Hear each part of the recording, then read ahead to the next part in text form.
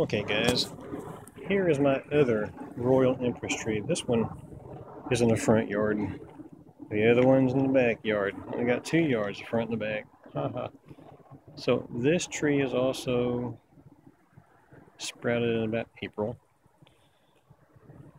And it was in the ground for the previous fall.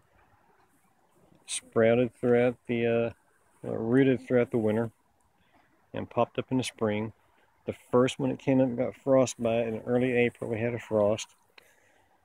So this one was about six inches tall in April, and now we're at the end of September, and it's a good 8 foot tall. I can't reach the top anymore. Here recently, some caterpillars decided to make some dinner out of it. So we got that taken care of with some BP, 7 dust, and some dish soap.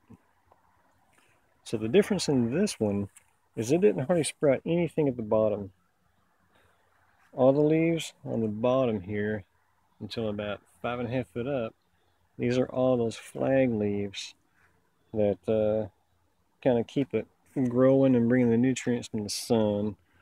So here about 5.5 foot tall, we got the first little sprigs, and then they really start coming out strong at about 6 foot tall. So I may have gotten these backwards. One tree was supposed to be a short tree and one tree was supposed to be a tall tree. I'm not so sure if this isn't the tall variety, but whichever way, I have shade in the front and the back.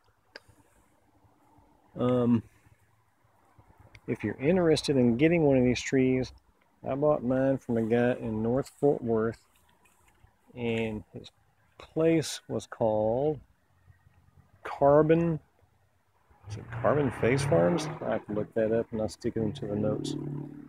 So if you want to find a good person to get these from, I'll stick this into the description or somewhere along the bottom whenever I find it.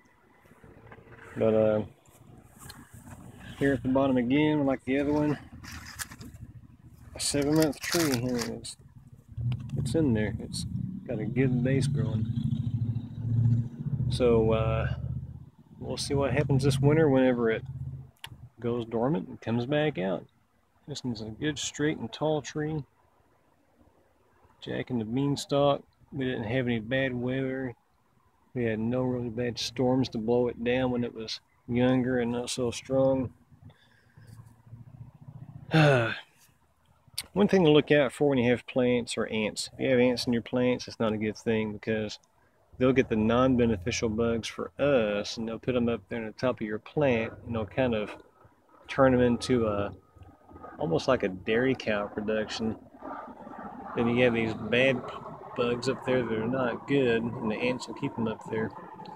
So get the ants away, and they can keep most of your bug problems out that will cause anything like that. The grasshoppers weren't too bad on them. Caterpillars, they were pretty rough, but with the BP and the 7 dust and the soap, we got it out. So I'm 6 foot tall, and I can't reach the top. 7 months, not too bad.